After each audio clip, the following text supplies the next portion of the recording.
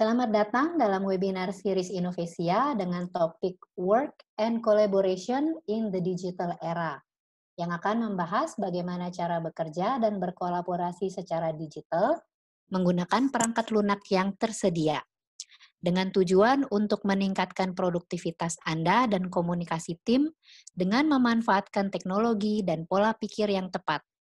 Kami juga ingin menyapa media partner kami, Kompas, dengan alamat website www.kompas.com atau sosial media kompas.com dan mengundang Anda sekalian untuk mengunjungi website tersebut untuk berbagai informasi terkini, termasuk liputan webinar hari ini. Perkenalkan, nama saya Mia Astari. Saya adalah Vice President of Corporate Innovation di Innovesia. Pada kesempatan ini, saya akan memoderatori sesi sharing dan diskusi. Narasumber kita hari ini adalah seorang praktisi Human-Centered Design yang berpengalaman, praktisi Agile, dan spesialis pengembangan produk digital B2B. Mari kita sapa Ibu Dina Kosasih. Selamat siang Ibu Dina, saya harap Ibu dalam keadaan sehat walafiat dan produktif dalam kondisi saat ini ya. Selamat siang semuanya. Halo Mbak Mia. Hormat sekali. Ya, saya lanjutkan. Sebentar. Ya. Sebelum kita memulai webinar, saya ingin menginformasikan kepada Anda tentang agenda dan peraturan penting yang berlaku pada webinar hari ini. Untuk kepentingan dokumentasi, sesi webinar ini akan direkam oleh tim Innovesia. Selama sesi, semua peserta akan diset dalam mode tanpa video perorangan dan tanpa suara. Akses mikrofon hanya akan diberikan kepada penanya terpilih pada saat sesi tanya-jawab berlangsung. Harap untuk tidak memposting atau menampilkan konten sensitif dan tidak bermoral di bagian Q&A atau bagian diskusi selama sesi webinar berlangsung. Kami harap pertanyaan yang diajukan relevan dengan topik yang dibawakan oleh narasumber pada hari ini. Peserta dapat menuliskan pertanyaan di fitur Q&A yang tertera pada bagian bawah layar Zoom Anda. Penjelasan tampilan Zoom webinar, ada fitur chat, dipergunakan untuk komunikasi peserta kepada panelis dan seluruh peserta, dan dari panelis ke seluruh peserta. Fitur Q&A bisa dipergunakan oleh peserta untuk menuliskan pertanyaannya yang ingin dijawab pada sesi tanya-jawab. Agenda pada hari ini adalah sebagai berikut. Perkenalan yang sedang berlangsung ini, sesi webinar yang akan dibawakan oleh Ibu Dina Kosasih selama 45 menit, dan sesi tanya-jawab selama 30 menit. Pada akhir sesi akan dilakukan penutup. Pada kesempatan yang baik ini, Innovesia mengundang Anda semua untuk ikut serta berdonasi, membantu tenaga medis dan mereka yang terkena dampak COVID-19 melalui Yayasan Kita Bisa. Anda dapat memindai QR Code, catat link ini, atau cek bagian chat di tampilan Zoom bagian bawah untuk mengklik tautan yang telah kami kirimkan. Atau langsung melakukan transfer ke akun BCA atas nama Yayasan Kita Bisa, KCP Gedung Hijau dengan nomor rekening 4988008999. Innovesia adalah akselerator inovasi untuk startup, perusahaan, dan organisasi. Innovesia berperan sebagai mitra Anda dalam proses inovasi, dari awal ide, pembuatan purwarupa, hingga implementasi, validasi pasar, dan pendanaan. Innovesia telah membuktikan keahliannya dalam menerapkan berbagai metode agile, seperti design thinking atau human-centered design, design sprint, business model, scrum, lean startup, scamper, dan lain-lain. Innovesia memiliki beberapa jasa yang ditawarkan, antara lain workshop, Kami memfasilitasi organisasi untuk mengadopsi pola pikir inovasi yang tepat melalui pengembangan kapasitas atau sesi pelatihan. Consulting, kami membantu organisasi untuk mengembangkan strategi, pelaksanaan dan implementasi untuk pengembangan bisnis, model bisnis, dan inovasi proses bisnis. Open Innovation, kami membantu organisasi untuk mengidentifikasi dan mencari ide-ide inovatif baru untuk produk dan bisnis dari dalam dan luar organisasi. Kami juga ada Incubation, membantu organisasi untuk menginkubasi ide-ide inovatif baru dari dalam dan luar organisasi. Sejak didirikan tahun 2015, klien kami telah meliputi berbagai industri bisnis, pemerintah, NGO, dan kami juga ikut membangun negeri ini dalam pengajaran kami di beberapa kampus terkemuka di Indonesia. Dapatkan informasi lebih lanjut tentang Innovasia dengan memfollow semua akun media sosial kami agar Anda senantiasa terupdate tentang kegiatan-kegiatan kami. Kami memiliki banyak program inovasi yang dapat Anda ikuti, sangat berguna untuk bisnis dan organisasi Anda. Mulai dari inovasi perusahaan, inovasi terbuka, dan inovasi sosial. Tambahkan pengalaman Anda dengan mengikuti program kami seperti co-creation, pelatihan, acara bincang-bincang, dan webinar yang bisa Anda akses dari rumah untuk meningkatkan kemampuan bisnis dan inisiatif Anda. Sebelum masuk sesi webinar, perkenalkan profil pembicara webinar pada hari ini. Dina Kosasih, yang saat ini menjabat sebagai Vice President of Open Innovation di Innovasia, memiliki pengalaman di LSM, startup teknologi, dan akselerator inovasi sosial. Ahli dalam metode design thinking, inovasi sosial, riset kualitatif,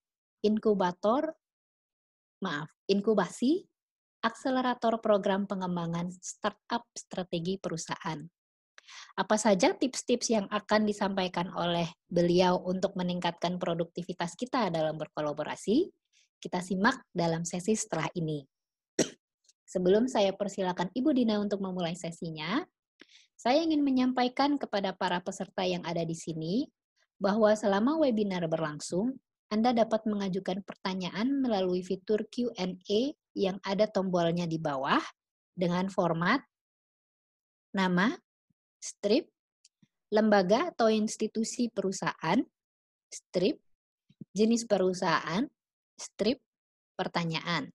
Contohnya, Fulan, strip, PT Indonesia Merdeka, strip, jasa konsultan bisnis, strip, pertanyaannya. Panitia akan memilih 3 pertanyaan untuk dijawab pada sesi tanya-jawab. Demikian kami sampaikan.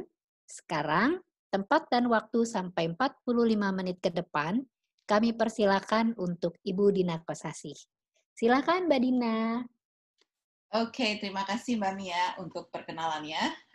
Baiklah, selamat pagi teman-teman. Saya cuma mau cek dulu nih, teman-teman bisa dengar suara saya ya? Kalau bisa bilang ya bisa dengar di chat gitu. Kan Mbak Mia bisa dengar suara saya? Bisa. Jelas. Okay, bisa. Baiklah, kalau gitu saya mau share screen dulu ya. Share screen-nya yang ini. Baiklah, saya share screen dulu. Ya. Jadi pada hari ini, pada saat webinar ini, saya sebenarnya hanya ingin membagikan pengalaman saya aja, bagaimana berkolaborasi dengan berbagai macam organisasi atau dengan satu tim gitu ya. Karena kan yang namanya kolaborasi saat ini tuh it's a hype, maksudnya benar-benar jadi sebuah buzzword, apa-apa harus kolaborasi lah, mau kerjain project A kolaborasi, mau ngerjain satu kerjaan kolaborasi, seperti itu. Tapi apa sih yang harus dilakukan ketika kita berkolaborasi dengan orang lain atau dengan tim yang lain, seperti itu. Karena kadang-kadang yang namanya kolaborasi itu, kalau bisa dibilang, it is easy to be said than done. Ngomongnya gampang kolaborasi, tapi ketika dilakukan, itu tidak segampang yang kita harapkan. ya. Nah, mungkin teman-teman pernah dengar, if you want to walk fast, walk alone. If you want to walk far, walk together. Jadi, kalau kita mengerjakan sebuah pekerjaan atau ketika kita mengerjakan sebuah project, memang sih ya, saya sendiri bisa akuin bahwa kalau ngerjain sendiri rasanya tuh cepet banget gitu ya. Tetapi dalam hal jangkauannya, ya nggak bisa banyak gitu. Mungkin satu orang bisa melakukan multiple tasking, tetapi yang namanya satu orang ngerjain berbagai macam task itu kan kekuatannya terbatas, kapasitasnya terbatas, skills-nya juga terbatas. Satu orang mungkin punya sekitar maksimum 3 technical skills ya, nggak terlalu banyak. Nah, tetapi kalau misalnya kita mau menjangkau sebuah pencapaian yang besar, kita butuh orang lain untuk berkolaborasi. Kalau bisa dibilang bahwa no one can save the world by one person itself. Jadi nggak ada yang bisa nyelamatin dunia itu dengan satu orang aja. Kita perlu satu tim yang bisa berkolaborasi bareng untuk mengerjakan sebuah project atau untuk memecahkan sebuah masalah. Nah, awalnya kenapa sih kita perlu berkolaborasi? Saya tuh dengar ya namanya kolaborasi itu tuh sekitar 5 tahun yang lalu ya. Sebelum 5 tahun yang lalu tuh orang ngomongnya kerjasama, terus atau enggak berkooperasi gitu ya, partneran, kemitraan. Tapi yang namanya kolaborasi itu saya dengar ketika kami, saya dan kakak saya itu memulai sebuah community, di mana di dalam community itu banyak praktisi-praktisi yang melakukan inovasi, yang membuat inovasi. Akhirnya kami mencetuskanlah sebuah ekosistem inovasi pada saat itu. Terus kami mendekati banyak sekali orang yang kita nggak pernah kenal sebelumnya. Terus dan orang-orang yang kita dekati itu datang dari latar belakang yang berbeda. Ada yang dari NGO, ada yang dari pemerintah, ada yang dari startup teknologi, ada yang dari perbankan gitu ya. Ini merupakan sebuah situasi yang sangat-sangat unik gitu, karena komunitas kami pada saat itu adalah komunitas teknologi di mana developer-developernya membuat sebuah teknologi hardware. Tapi kok yang datang kebanyakan adalah yaitu orang-orang dengan latar belakang yang berbeda sekali. Terus bagaimana caranya memfasilitasi orang-orang ini bisa berkolaborasi bareng. Akhirnya kami yaitu sama-sama belajar beberapa tahun sebelumnya tentang human centered design, di mana salah satu mindset dari human centered design itu adalah radical collaboration, kolaborasi dengan orang-orang dari latar belakang yang berbeda. Nah, kenapa kita harus berkolaborasi dengan orang-orang dengan latar belakang yang berbeda-beda? Ketika kita ngomong soal kolaborasi di era digital, kita ngomongin soal memecahkan masalah yang sangat kompleks. Ya, bukan memecahkan satu masalah. Mungkin masalah yang sangat simpel itu adalah, hari ini saya mau pakai baju apa? Itu masalah yang sangat simpel. Tapi itu juga kadang-kadang kompleks. Apalagi kalau perempuan, atasan sama bawahan suka beda gitu ya. Nah, tetapi ini ketika kita mengerjakan sebuah project pada saat ini, gitu, apalagi di era digital ini, khususnya untuk startup gitu ya, kita ngomongin soal menyelesaikan sebuah masalah yang sangat-sangat rumit. Kalau kita lihat masalahnya itu udah kayak benang kusut.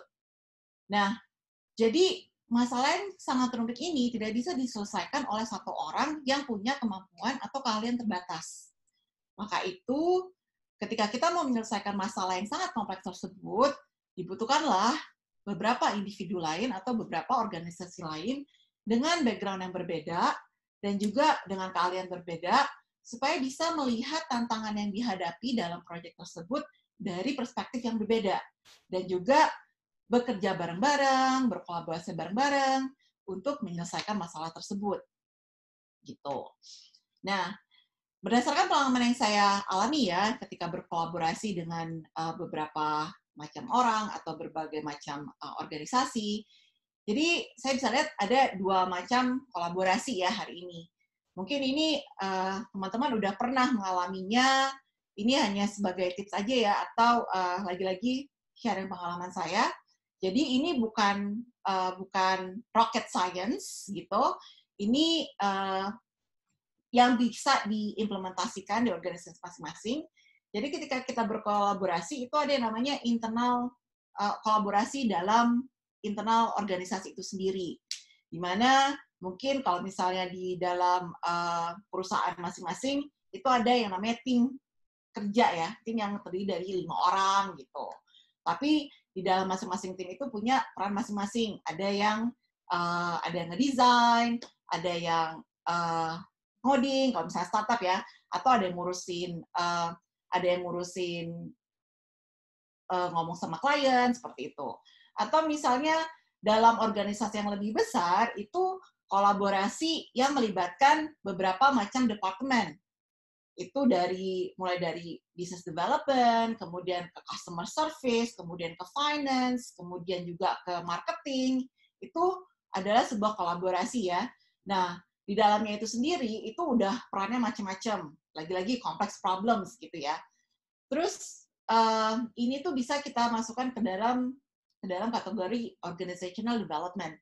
Artinya bagaimana peran yang berbeda dalam satu organisasi itu bisa bekerja sama bareng-bareng. Nah ini saya nggak tahu, mungkin teorinya mungkin sudah ada atau textbooknya mungkin sudah ada ya. Tetapi ini harus diperbaharui dari waktu ke waktu, from time to time.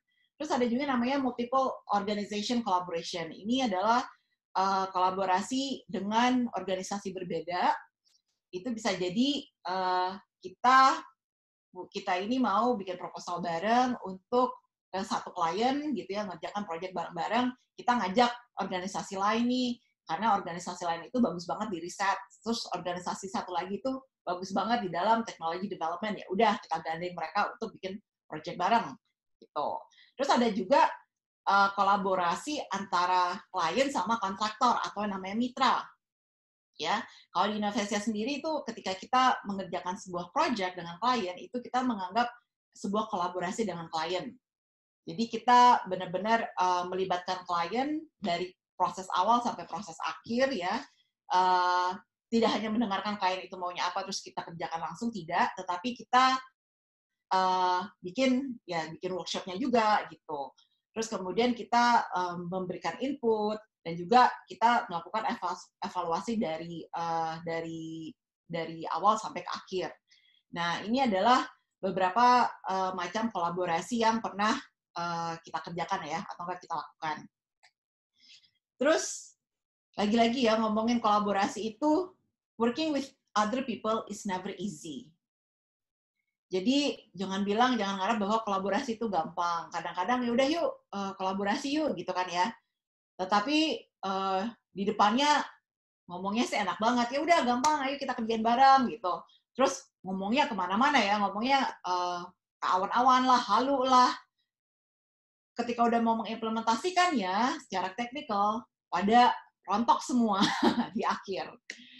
Jadi bingung, saya ngerjain apa, dia ngerjain apa, nggak ada yang mimpin, gitu kan. Terus kemudian proyeknya keteteran, terus nggak ada yang monitor progresnya sampai di mana. Nah, lagi-lagi working with other people is never easy, karena lagi-lagi kita punya opini yang berbeda. Apalagi kita ngomongin soal kolaborasi dengan orang dengan latar belakang yang berbeda. Terus kemudian ketika kita mau memahami sebuah project, itu pemahamannya itu suka berbeda-beda understanding-nya. Jangan sampai kita mau melihat sebuah objek itu, yang satu melihatnya bulat, yang satu melihatnya kotak, ya udah, mereka semua melakukannya sesuai dengan pemahaman masing-masing. Nah itu, jadi agak-agak susah. Terus ada yang namanya strong ego, gitu ya, strong ego. Kan menurut saya ini sebagai developer, itu ngerjainnya adalah seperti ini.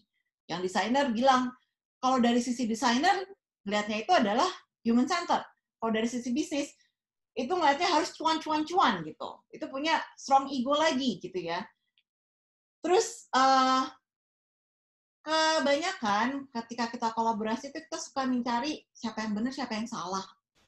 Jadi, ini tuh yang membuat kita susah berkolaborasi dengan orang. Dan lagi-lagi, kalau misalnya kita punya organisasi sendiri, kita punya agenda sendiri. Ada yang mau berkolaborasi karena, wah ini sebuah exposure marketing yang bagus nih buat saya. Oh, saya pengen dapat network-nya si partner yang satu lagi. Atau, oh saya pengen duitnya aja, gitu kan. Everyone has their own agenda lah ketika masuk dalam sebuah kolaborasi. Nah, lagi-lagi menurut pengalaman saya ya, ketika saya berkolaborasi dengan sebuah tim atau dengan organisasi lain, ketika mengerjakan proyek bareng-bareng. Kolaborasi yang baik itu seperti hubungan pernikahan, di mana itu involving stakeholder yang bukan yang sangat banyak ya, involving multiple stakeholders atau multiple individuals yang saling berkomitmen to raise a baby together. Ini analogi yang mungkin sangat sulit ya. Saya selalu bilang ke orang-orang yang terlibat dalam kolaborasi yang saya lakukan itu adalah, oke, kita harus berkolaborasi. Bayangkan saja kita akan memelihara atau we are going to raise a baby together. Artinya kita semua punya tujuan yang sama. Ini bukan kolaborasi, lucu ya kalau kita kerja bareng, enggak. Tapi ini kita harapkan kolaborasinya itu long lasting, apalagi ketika kita bekerja dalam sebuah tim ya. Jadi kita harus mau menanggalkan ego kita, gitu ya. Kita harus mau kita harus bisa berkolaborasi, gitu. Kita harus bisa menyamakan perspektif gitu. Terus juga kita harus mau menerima opini dari orang lain. Nah, terus how to make collaboration works. Nanti di bagian akhir saya akan sharing tentang beberapa tools yang kami gunakan untuk kolaborasi. Tapi ini ada beberapa tips yang mungkin bisa kita implementasikan bareng-bareng berdasarkan dari pengalaman yang kami lakukan. Bagaimana sih berkolaborasi gitu. Apalagi kalau misalnya di Innovasia sendiri gitu ya, tim kami itu sangat lean. Dan proyek kami lumayan dibilang lumayan banyak ya, lumayan banyak, lumayan besar juga. Terus kemudian kalau kami mengerjakannya sendiri, wah bisa-bisa tim kami itu nggak akan tidur gitu ya, mungkin stres, burn out lah, mungkin malah masuk rumah sakit. Nah, kami sering sekali menggandeng organisasi lain untuk kolaborasi bareng gitu. Tapi lagi-lagi ketika kita kolaborasi itu ada triknya, ada caranya supaya proyeknya itu berhasil dan juga kita bisa maintain yang namanya relationship dengan orang-orang yang kita kolaborasi bareng. Bentar ya, saya sambil baca dulu beberapa message. Kalau misalnya ada message, oke, belum ada message. Baik. Ini ngomong-ngomong saya pakai 2 screen, jadi mungkin saya akan lihat kiri kanan bolak-balik. Nah, pertama, ketika kita mau kolaborasi, itu harus ada komitmen dari orang-orang yang terlibat. Terus kemudian, orang-orang yang terlibat ini harus punya goal yang sama.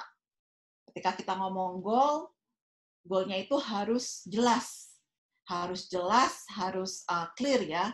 Di awal kita semua setuju, goal kita itu adalah untuk mendapatkan, misalnya kita akan mendirikan event yang akan mendatangkan sekitar 10.000 orang. Itu adalah clear goal kita dari awal.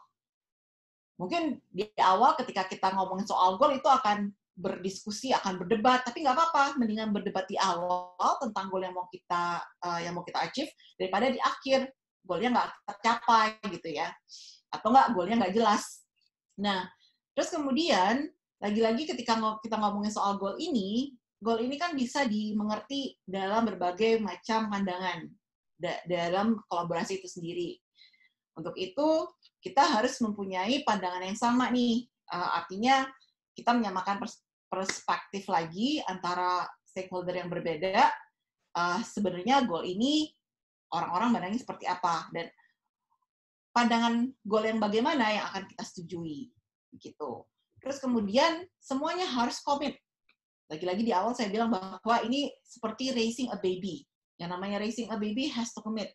Ya, saya memang belum menikah ya, saya juga belum punya anak, tetapi saya ngerti yang namanya mengerjakan sebuah project itu like raising a baby, itu kalau bisa dibilang bahwa it takes blood, tears, and sweat to actually do the projects ya. Jadi kalau saya ngerjain project itu tuh udah kayak anak saya sendiri lah.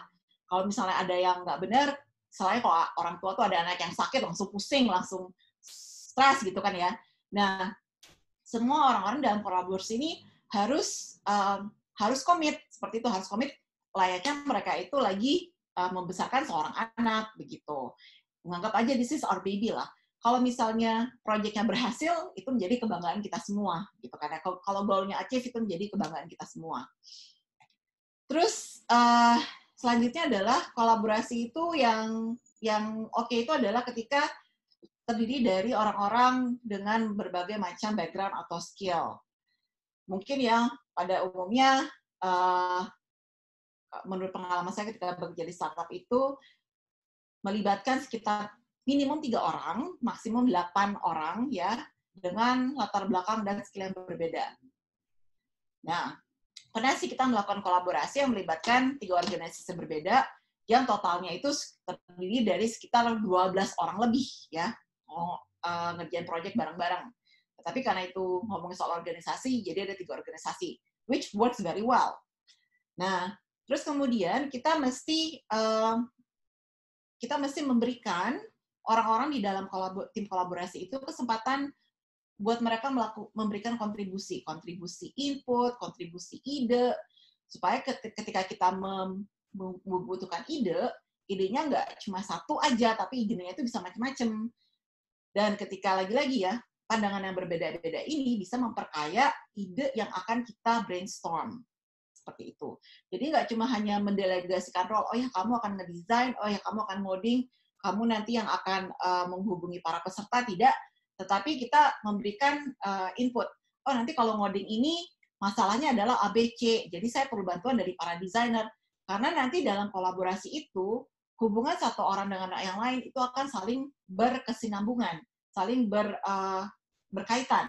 Jadi kalau misalnya kita cuma ngomong soal delegasi role aja, kebanyakan ya kita itu adalah yaudah gue cuma peduli sama role-nya gue aja deh, sama kewajiban gue, tapi orang lain saya nggak peduli. Nggak bisa kayak gitu juga. Kita harus melihat, oh dia bisa nggak ya ngerjainnya, dia perlu bantuan apa, saya bisa bantu atau tidak, begitu. Terus ketika kita berkolaborasi, ini juga sangat penting, yaitu it requires leadership. Ya namanya kolaborasi itu bukan berarti semua orang punya kedudukan yang sama ya. Ya semua orang punya kesempatan yang sama iya, tetapi kolaborasi yang baik itu membutuhkan satu orang yang bisa ngelit, ya satu orang yang bisa ngelit kolaborasi ini, apalagi untuk memanage sebuah project ya. Jadi si leader ini itu tidak harus ahli secara teknikal dalam mengerjakan proyek tersebut, tetapi dia harus ahli dalam mengerti proses atau konsep proyek tersebut. Begitu.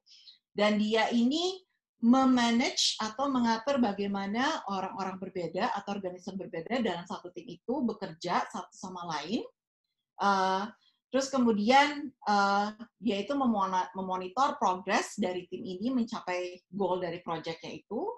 Terus kemudian juga memfasilitasi diskusi dan juga brainstorming session. Kenapa? Karena lagi-lagi semuanya punya pandangan yang berbeda-beda, datang dari background yang berbeda-beda, maka harus ada orang yang bisa menjadi penengah.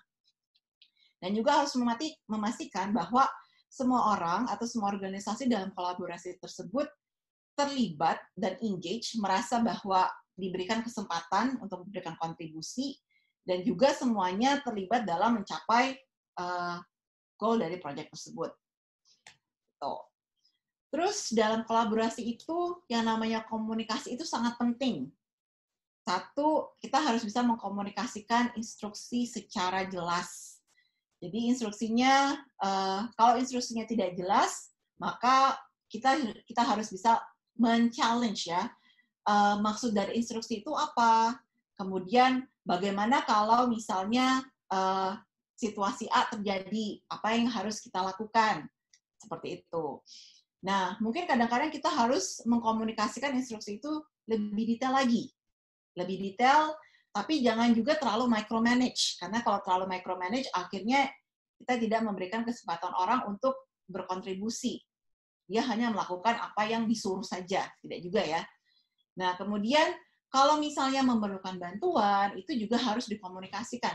Kalau ada masalah, itu harus dikomunikasikan secepatnya. Jangan, oh, kalau ada masalah, yaudah deh saya diem aja deh. Nanti takut kalau masalahnya ketahuan, saya disalahin. Nggak bisa begitu juga ya. Jadi kalau misalnya ada masalah atau ada problem, langsung dikomunikasikan supaya dalam kolaborasi itu bisa memecahkan masalah tersebut bareng-bareng.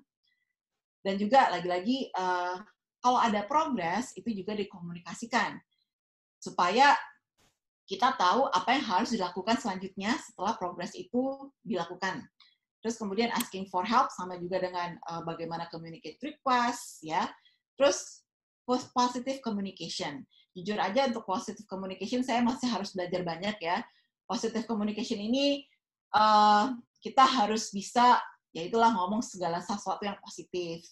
Yang paling saya bisa lakukan itu adalah yay semangat ya tim ya, good job gitu doang. Tetapi kalau misalnya ada masalah, itu saya juga stres, itu saya lupa tuh untuk positive communication. Positive communication is a must, to be honest, gitu. Maupun apapun kondisinya, situasinya sangat buruk, kita harus coba positif. Kalau misalnya kita tiba-tiba ngamuk gitu ya udahlah ya namanya orang kan pasti ada kelemahannya. Saya juga suka bilang ke tim saya, kalau ketika tim saya itu ngeluh, aduh saya suka susah nih kerja sama si A, B, C gitu. Saya bilang ya namanya kerja sama orang kan emang nggak gampang ya. Ya udah kamu coba untuk positif sebisa mungkin, tapi kalau misalnya kamu marah pun, ya namanya juga orang punya kelemahan, namanya manusia punya kelemahan. Ketika kamu marah, setelah itu jangan lupa minta maaf. Jangan lupa minta maaf dan try to solve and melakukan hal selanjutnya secara bersama-sama. Seperti itu. That's why good communication is essential.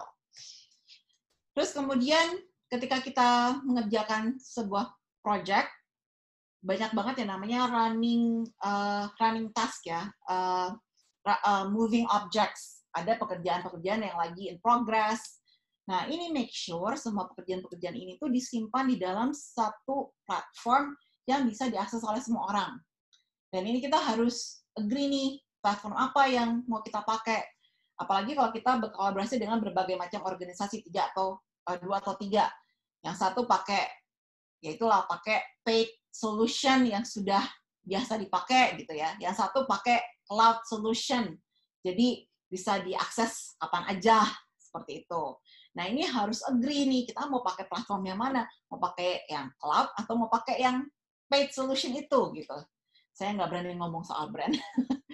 Terus kemudian semua work in progress, meskipun belum selesai, kalau bisa itu langsung di-share aja ke tim, make it accessible. Kalau misalnya timnya punya waktu untuk review, nggak apa-apa. Jadi kalau misalnya timnya mau memberikan sebuah input, dia bisa ngerjain atau bisa memberikan komen di file tersebut secara langsung. Terus kemudian kalau misalnya ada progres yang terjadi di file tersebut, langsung dikomunikasikan. Jangan diem-diem aja. Terus nanti ketika bingung, ini file ada di mana ya? Oh, itu kan udah saya kerjain. Kalau udah dikerjain pun, dikomunikasikan ke tim. Supaya orang tahu, oh ini sudah dikerjakan, maka saya bisa melanjutkan dengan pekerjaan yang lain. Dan juga, lagi-lagi ketika kita mau pakai tools atau platform, make sure platform tersebut bisa dimengerti atau bisa dipakai oleh stakeholder yang ada dalam kolaborasi tersebut. Jangan sampai pakai tools yang, aduh, yang tahu ini cuma satu orang itu aja. Jadi itu akan membuat repot ya. Itu akan memakan waktu untuk semua orang mempelajari. Itu bisa jadi kayak 70% waktunya habis untuk mempelajari cara memakai tools itu, 30% adalah mengerjakan proyek tersebut. It's a waste of time. Jangan sampai kayak gitu juga.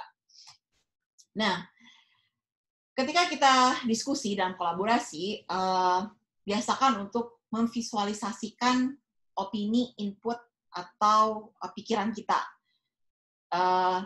Jangan cuma sekedar, oh ini itu gitu ya. Wah bagus nih kalau misalnya kita bisa membuat konsepnya itu grand design. Grand design ada lampu lah, ada meja bulat di tengah-tengah, kemudian ada musik yang hype lah, terus kemudian ada nanti kemudian marketingnya itu melibatkan berbagai macam universitas lah. Semua ide-ide tersebut harus ditulis secara visualize ya, secara visual supaya bisa dilihat orang. Dan itu juga membantu kita untuk menyamakan persepsi atau menyamakan pandangan ketika kita memahami opini satu dan yang lainnya. Biasanya kita memakai post-it kalau di Innovesia, ya. Terus kalau kita nggak pakai post-it, biasanya tuh yang ada akhirnya adalah tadi bahas apa.com. Udah meeting lama-lama 3 jam, tapi besok-besoknya itu tasnya nggak dilakukan. Kenapa? Karena yang nggak ada yang nyatet, nggak pernah ditulis di post-it, gitu. Kemarin bahas apa ya? Lupa. Terus, kalau misalnya memang susah untuk dijelaskan atau ditulis secara verbal, bisa digambarkan dalam sebuah kertas, gitu ya. Nah, kalau misalnya teman-teman punya kantor, ya kalau dulu sebelum kita semua pada WFH atau work from home, itu bikinlah sebuah war room. Secara literal artinya memang sih ruang perang ya, tapi war room itu adalah ruang untuk ideasi, di mana ketika kita mengerjakan sebuah project, segala sesuatu, segala komponen yang berkaitan dengan project tersebut adalah di situ. Pasti teman-teman ngerti yang namanya war room ya. Ada yang namanya timeline, ada yang namanya konsep, ada yang namanya desain, mungkin ada yang juga namanya coding, di situ juga ada source code. Di war room itulah kita bisa nulis, kita bisa ngobrol, dan kita bisa diskusi. Nah, selanjutnya ketika kita kolaborasi, yang namanya kolaborasi itu nggak cuma sekedar meeting yang banyak ya, tapi kita memang harus schedule a meeting secara regular. Nggak cuma tiap hari meeting tapi nggak jelas, atau meetingnya cuma sekali doang di depan, terus kemudian terakhir di belakang, atau ketika sama klien tidak. Nah, kita harus menjadwalkan meeting secara regular untuk mengupdate progress dan juga untuk mengkoordinasikan berbagai macam pekerjaan atau task. Ketika kita menjadwalkan yang namanya meeting, ya make sure aja semuanya bisa attend meeting itu. Jadi kita harus bisa prioritasin mana sih yang lebih penting, meeting ini atau meeting yang lain gitu ya. Nah, kita harus menekankan kepada semua tim bahwa meeting ini penting karena akan mendelegasikan task. So far waktu itu kita pernah ngerjakan sebuah project ya, 2 bulan yang lalu, 3 bulan yang lalu, dan project ini udah kelar. Kita semua agree bahwa setiap hari Selasa kita akan meeting pagi jam 9 sampai jam 11. Dan 3 organisasi ini kumpul nih, on time, semuanya datang on time. Dan ketika kita ngumpul itu, ya kita agree on the channel. Kita mau meetingnya itu di mana. Waktu itu masih sebelum COVID ya, jadi kita masih bisa meeting di kantor. Tetapi pada saat masa COVID, kita agree, kita semua berkumpul lah di ya ini yang namanya Zoom yang sekarang kita pakai gitu. Kita nanti ngumpulnya di Zoom ya.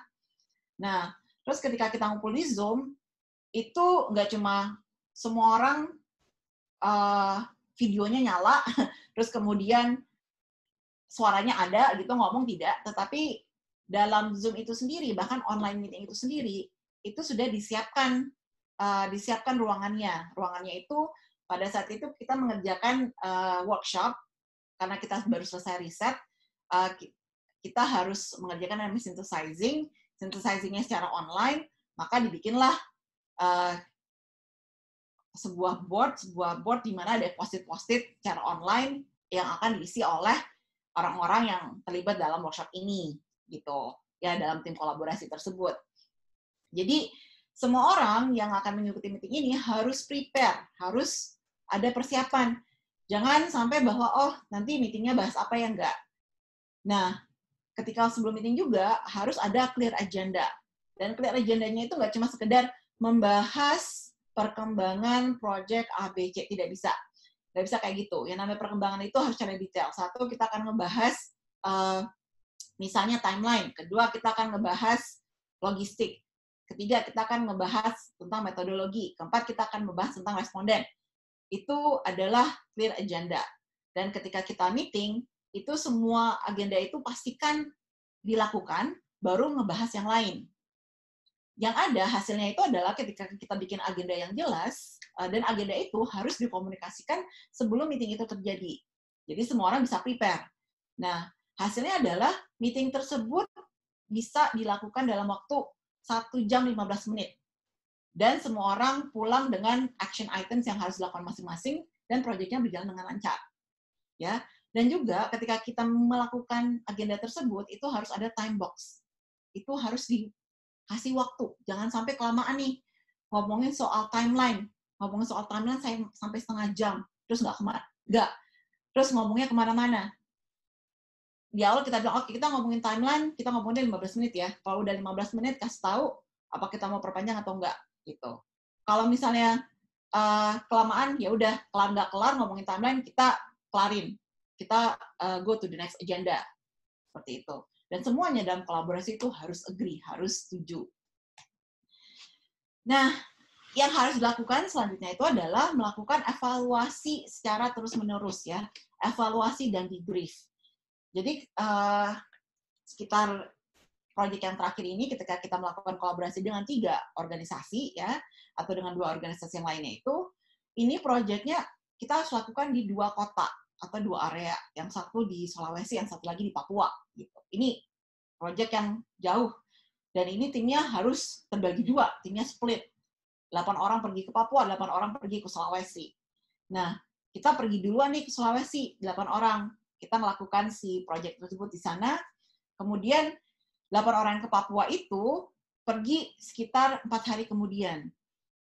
Yang sudah melakukan proyek ini, yang sudah melakukan fieldwork ini di Sulawesi, itu nggak hanya diem-diem aja gitu ya. Oh ya udah, nanti ketika kita balik ke Jakarta, kita akan membahas hasilnya, tidak. Tetapi kita memberikan kita memberikan informasi kepada tim yang ada di Papua bahwa ini loh, kalau misalnya nanti melakukan fieldwork di Papua, mungkin kalian akan mengalami tantangan yang seperti ini. 1, responden datangnya telat. 2, respondennya nggak mau ngomong. 3, nggak ada listrik, padahal kalian harus pakai kamera, harus ada lampu, begitu.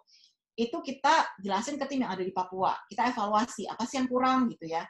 Karena ketika kita ngerjain project itu, segala sesuatunya itu tidak akan mungkin berjalan dengan lancar.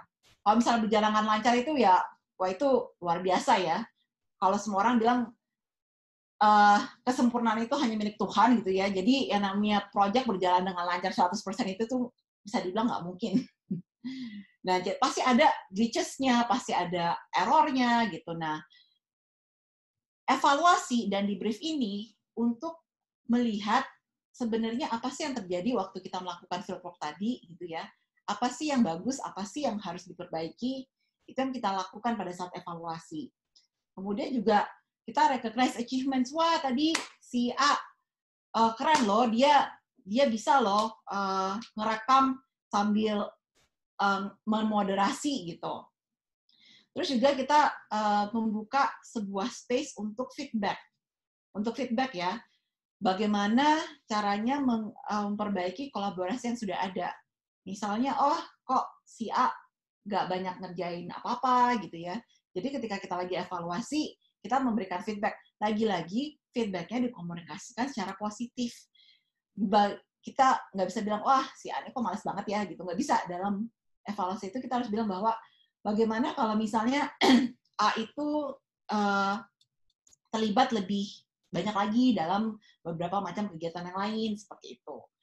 Nah, ketika kita mengidentifikasikan hal-hal yang harus dikembangkan, itu nggak cuma jadi catatan aja, itu harus didokumentasikan dan menjadi bahan untuk action item selanjutnya. Itu yang kami lakukan ketika ada tim Sulawesi dan ada tim yang di Papua. Jadi tim yang di Papua ini belajar dari kekurangan yang ada di tim Sulawesi, dan tim Papua ini bisa antisipasi ketika mereka melakukan field work. Nah, selanjutnya adalah beberapa tools yang bisa digunakan untuk kolaborasi. Tools ini mungkin sudah sangat familiar untuk teman-teman semua ya, ketika melakukan kolaborasi atau mungkin sudah dilakukan dalam internal organisasi masing-masing. Mungkin ada satu mungkin yang baru ya. Pertama yang kami gunakan itu adalah untuk komunikasi, kita menggunakan Slack. Ini saya istilahnya saya screenshot ya, tapi ada beberapa hal yang harus saya tutupin. Ini Slack ini kita gunakan untuk ngomongin project. Jadi dalam Slack itu biasanya ada channel-channel, ini ada channel yang saya tutupin ini. Nah, masing-masing channel ini digunakan untuk mengobrol atau mendiskusikan spesifik project. Contohnya, kalau saya bisa kasih lihat di sini, ini baru saya bikin nih satu account Slack. untuk webinar ini sendiri ya.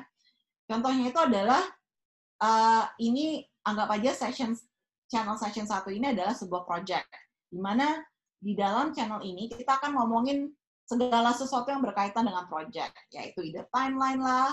Mari kita bahas timeline gitu ya. Terus semua orang nanti bisa mengkomentari, memberikan komentar di thread ini. Misalnya thread ini adalah, ntar saya kasih komen gitu ya. Saya kasih komen, oke, timeline-nya masih fix di tanggal 20 Juni. Seperti itu. Ini kebetulan di dalam slide ini hanya saya sendiri. Terus kemudian ini bisa juga biasanya saya gunakan adalah sebagai catatan. Ya, saya catatan untuk ngomongin si project tersebut. Dan ketika kita ngomongin items yang terlibat dalam project tersebut, ini bisa menjadi sebuah dokumentasi.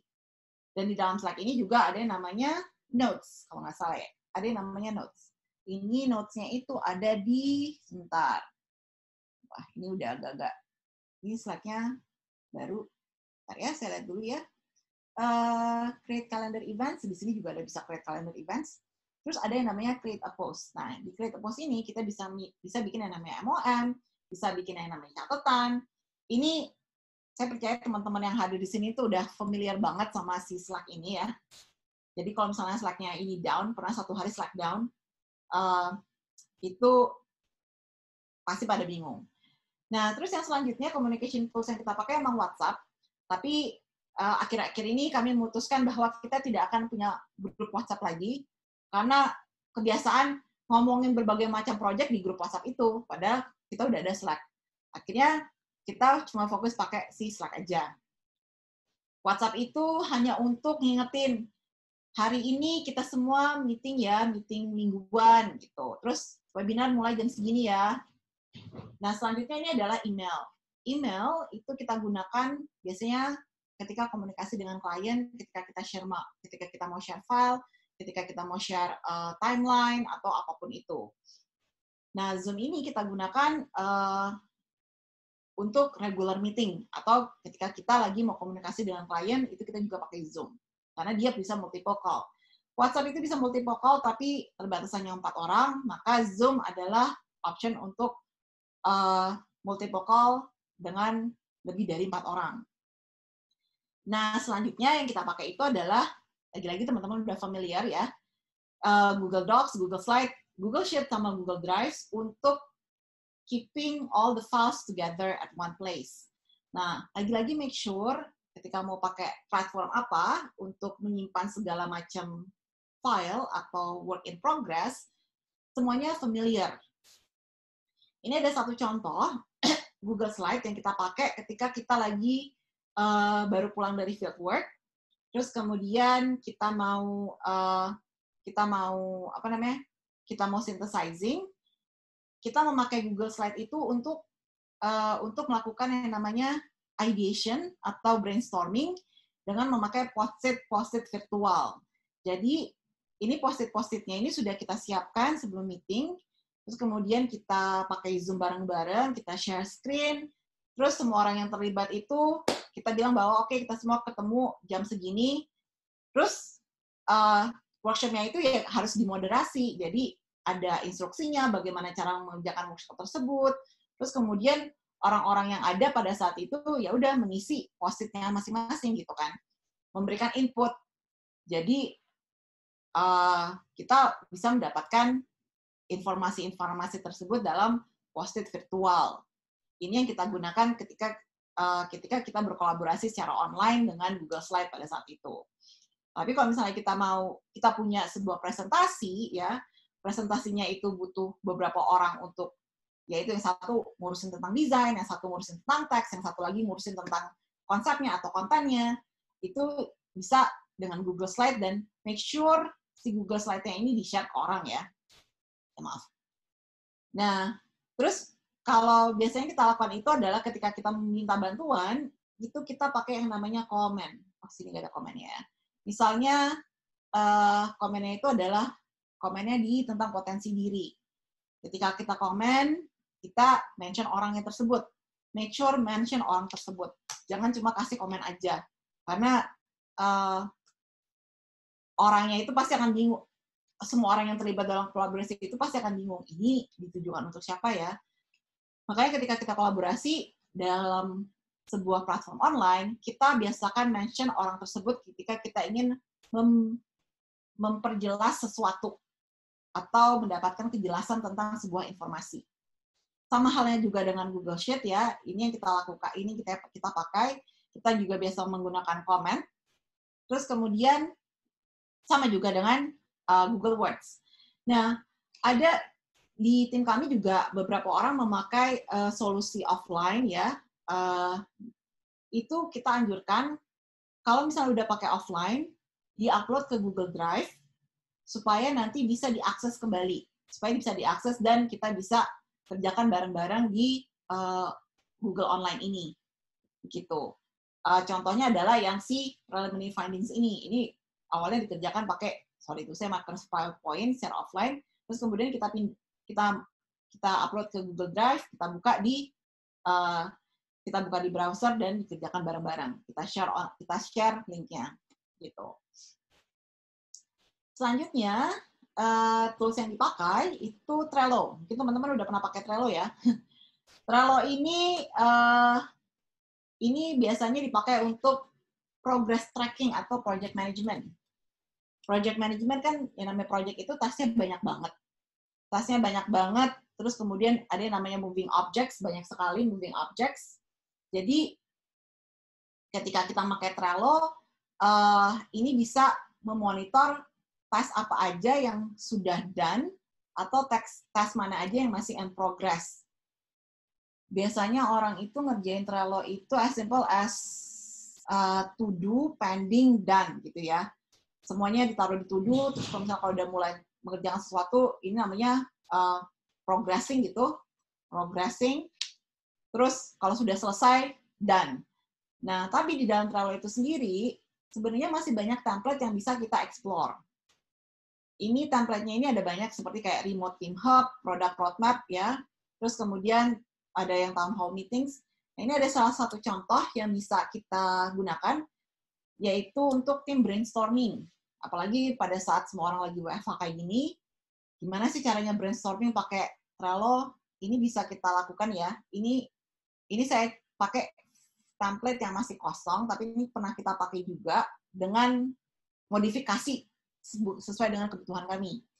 Jadi di dalam sini, di dalam satu, ini saya lupain namanya apa ya, dalam satu line ini, satu kolom ini, itu kita namain kolomnya itu adalah resources.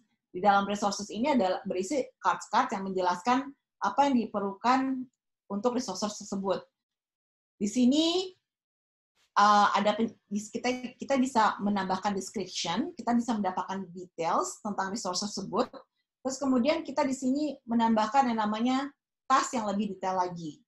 Kalau misalnya task yang sudah dikerjakan, kita bisa tick. Kemudian 1, 2, 3 gitu ya. Misalnya ada tambah lagi tasknya 9, ada berapa task ini? Ada sekitar 6 task.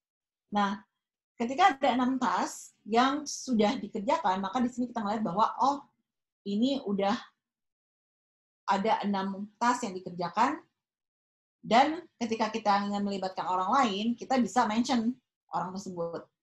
Karena ini hanya ada di Nakasasi, ya udah di Nakasasi.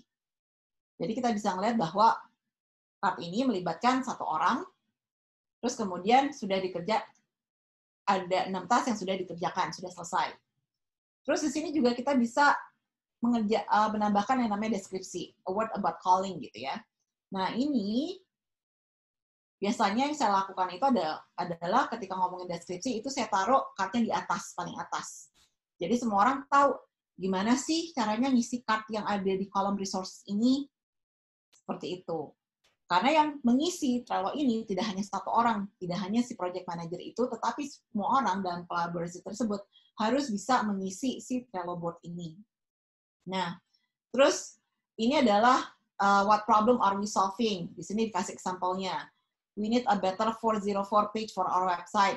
Ini bisa dikasih deskripsi. Misalnya adalah ketika when we click on the icon, gitu kan, the link goes to 404 error page. Nah, ini harus ada deskripsinya. Jadi jangan cuma sekedar kosong aja. Dan kalau misalnya ini melibatkan orang lain, ya, misalkan ada developer, kita harus mention developer tersebut untuk melihat. Kalau bisa, kita kasih due date juga. Due date-nya itu adalah kita minta dia mengerjakannya sekitar 1 minggu kemudian, tanggal 12 misalnya. Terus ada reminder-nya lagi. Terus kalau misalnya ada attachment-nya itu adalah si page dari website tersebut yang ada error-nya. Nah, kemudian yang ini, yang lain-lain lagi ya. Ada example constraint, familiarity basis, atau ada lagi yang namanya ini finalist. Ini finalist ini artinya kalau idenya macam-macam, idenya banyak banget, kita mau pakai ide yang mana nih untuk kita implementasikan gitu. Terus ini juga ada contoh yang lain. Contoh yang lainnya yaitu, sebentar ya, saya lihat lagi. Ini juga ada ya. Saya coba yang lain, misalnya ini ada Kanban template. Mungkin teman-teman pernah.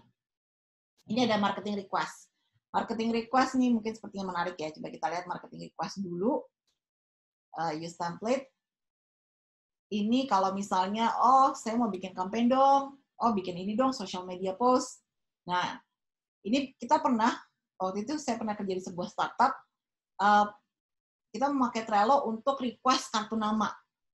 Gitu. Jadi, request-nya itu ada di plan, terus kemudian mana yang udah dalam plan ini, masing-masing kartunya itu adalah nama orang yang mau nge-request, namanya siapa, nomor teleponnya, sama email. Kemudian nanti kalau misalnya on progress akan pindah, terus kemudian kalau done, nanti kita bisa pick up-nya ke siapa, seperti itu. Nah, ini adalah plan. Ini marketing request. Biasanya orang marketing itu dia udah punya plan-nya banyak banget ya. Nah, ini bisa kalau misalnya kita punya request yang baru, yang tidak ada di plan tersebut, kita masukkan ke dalam satu card yang ada di plan. Terus, nanti orang marketing akan memindahkan nih, plan mana yang mau dilakukan terlebih dahulu. Misalnya Dropbox landing page. Masuk ke sini. Terus nanti baru pindah lagi. Gitu. Ini adalah Trello board. Dan selanjutnya, kita juga pernah pakai namanya Airtable. Mungkin Airtable ini masih baru. Jadi Airtable ini seperti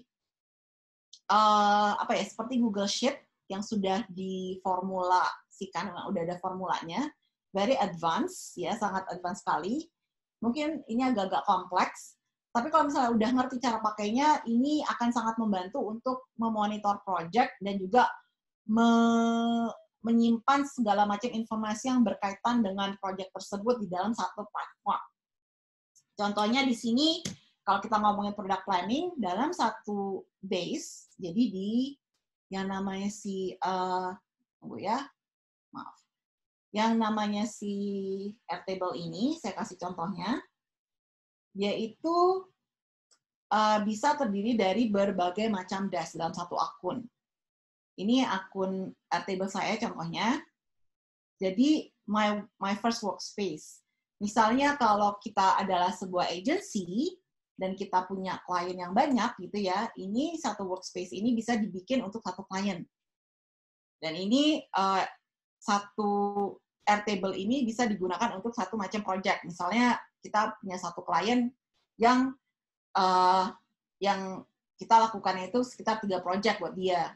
Jadi ini adalah event marketing, launch calendar, ini satu Airtable bisa satu project. Nah, ini yang pernah, contohnya yang kita lakukan di Innovasia itu ada beberapa macam project gitu ya. Terus di dalam satu Airtable ini, segala sesuatu yang berkaitan dengan project tersebut bisa disimpan dalam satu tempat. Jadi contohnya adalah ini, project tracker. Di sini yang sebelah kiri adalah ngomongin soal tas-tasnya, berbagai macam tugas yang harus dikerjakan dalam proyek ini. Yang sebelah ini kategori, ini adalah bagaimana kita mengklasifikasikan si tugas tersebut karena ini bisa menandakan atau mengindikasikan orang yang akan mengerjakan atau tim yang akan mengerjakan proyek tersebut. Misalnya kalau kita mau nge-run event gitu ya, ini yang ngerjakan tim desain kah, atau yang ngerjakan tim teknis kah, atau tim logistik kah gitu ya. Terus di sini adalah tanda kalau misalnya kita sudah complete atau belum. Terus kita bisa share foto-foto di sini secara langsung. Di sini, sorry, kita bisa nambahin, kita bisa ngedrop and drag, bahkan bisa dari Google Drive langsung, dari Dropbox, atau bahkan dari Instagram. Oh, keren ya, saya baru tahu bisa dari Instagram. Terus atau dari link URL, gitu, atau bahkan dari web search.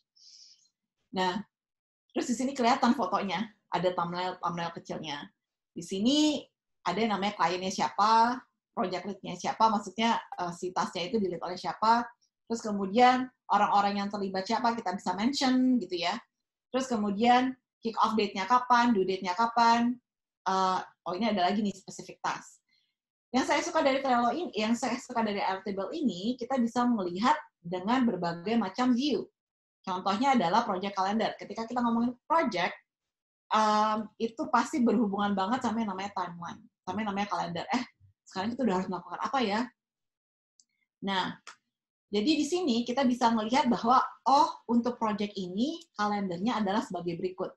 Jadi kita nggak harus bikin kalender terpisah lagi, meskipun kita udah punya yang namanya kalender masing-masing ya.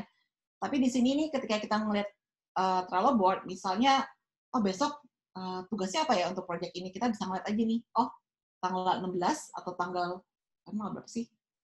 Juni gitu, tugasnya adalah misalnya ini, Gotham City Park. Ini kita bisa expand lagi rekodnya, terus kita cari tahu ini deskripsinya tugasnya ngapain aja, yang terlibat siapa aja, gitu. Terus ada lagi contoh yang lain, ini bisa dipakai untuk content marketing management, ya. Lagi-lagi di dalam Trello tersebut, ini yang paling kerennya itu adalah kita bisa melakukan yang namanya grouping. Jadi sama halnya dengan kayak Google Sheet, kita bisa membuat sebuah table dengan berbagai macam task, ya, dengan berbagai macam kolom. Tapi di sini kita bisa grouping secara gampang.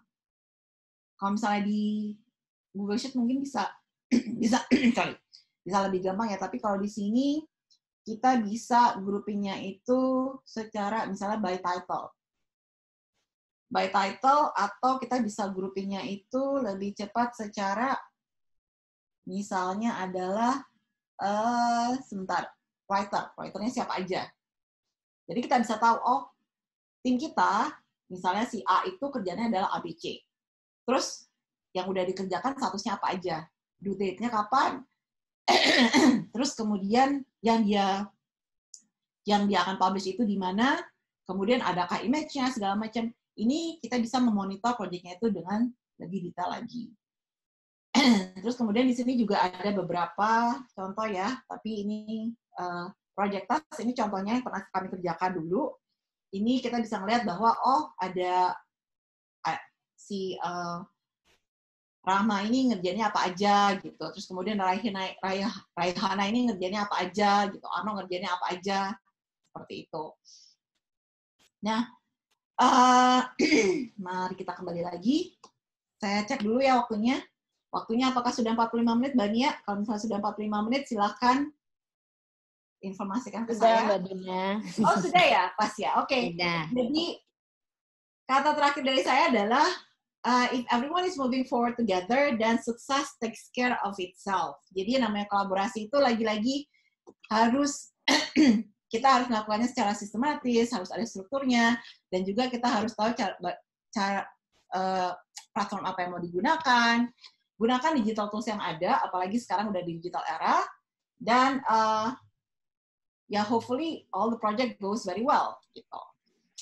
Saya kembalikan lagi ke Mbak Mia untuk Q&A section. Oke, terima kasih atas materi yang disampaikan kepada kami, Mbak Dina. Menarik banget, membuka wawasan dalam meningkatkan produktivitas. Nah, berkah untuk Ibu Dina ya.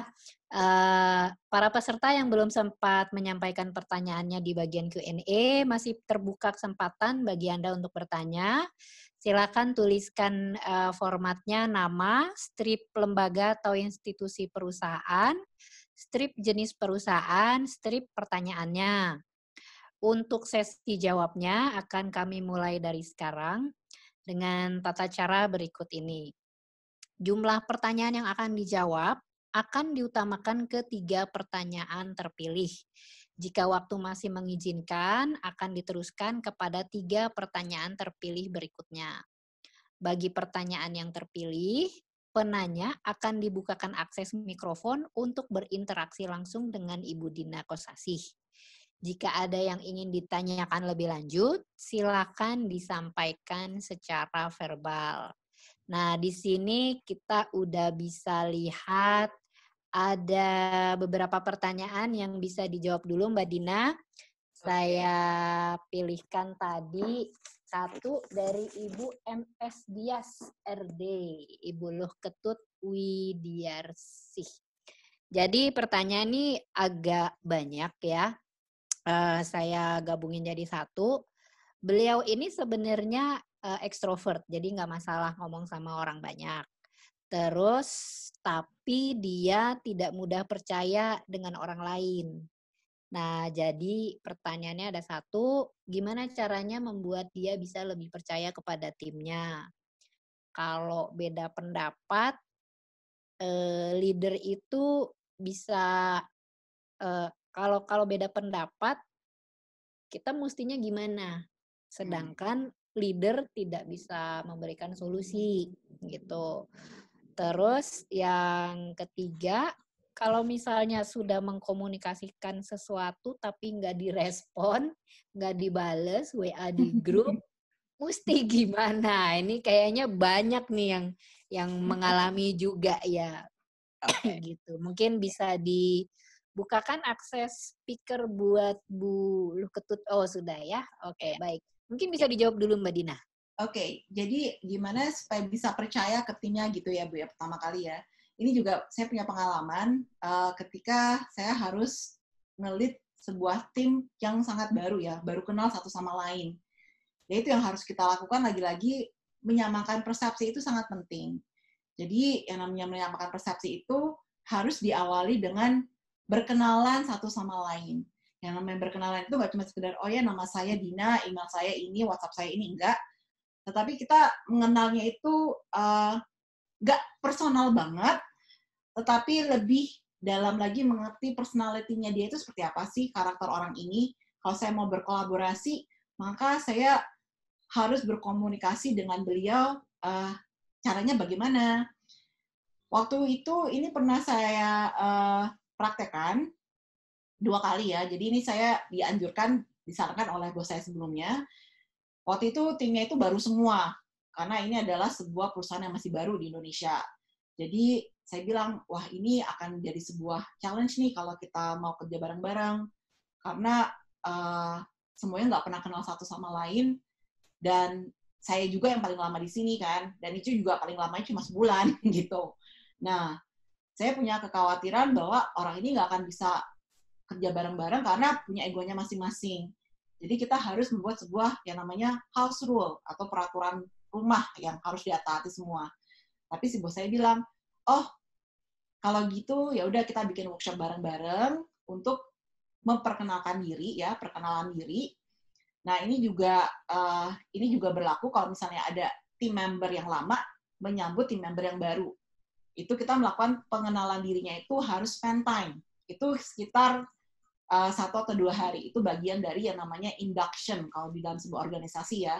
Jadi nggak cuma sekedar, oh ya ini ada departemen finance, tugasnya itu adalah ngurus semua keuangan, kalau kamu punya masalah keuangan kesini gitu ya. Nggak hanya itu aja, tetapi dalam satu tim itu sendiri, tim yang akan dia kerja secara dekat, itu harus ada perkenalan yang lebih mendalam.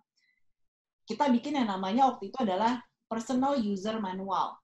Bayangkan kita membeli sebuah alat elektronik di mana kita baru pertama kali ini akan memakai alat elektronik tersebut dan kita nggak tahu bagaimana cara makainya. Maka biasanya untuk tahu cara pakainya kita punya yang namanya manual.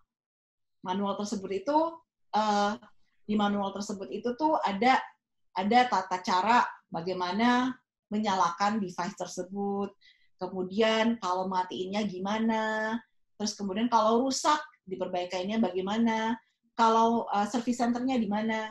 Nah, di personal user manual itu kita masing-masing orang dalam tim tersebut itu menuliskan manualnya dia. Saya itu adalah orang yang ABC. Jadi ada 5 item yang kita pengen tahu. Misalnya kayak apa sih yang kamu suka gitu ya. Role model kamu itu siapa misalnya. Terus kemudian cara komunikasi kamu itu kayak gimana. Kalau saya mau berkomunikasi dengan kamu, saya harus memakai apa. Ada orang yang, oh saya lebih suka pakai email. Oh saya maunya WhatsApp. Terus waktu itu saya tulis personal user manual saya itu adalah saya ini orangnya banyak kerjaan. Jadi kalau misalnya kamu ngomong sama saya, itu harus punya agenda dan itu agendanya harus jelas A, B, C. Terus kemudian kalau kita ngobrol, stick with the agenda. Kalau enggak saya nggak akan ladenin gitu. Nah terus saya juga coba mengerti si tim saya itu manualnya bagaimana.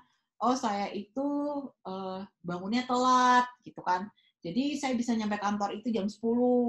Ya selama peraturan kantor masih nggak apa-apa ya nggak apa-apa ya. Masih bisa diterima aja.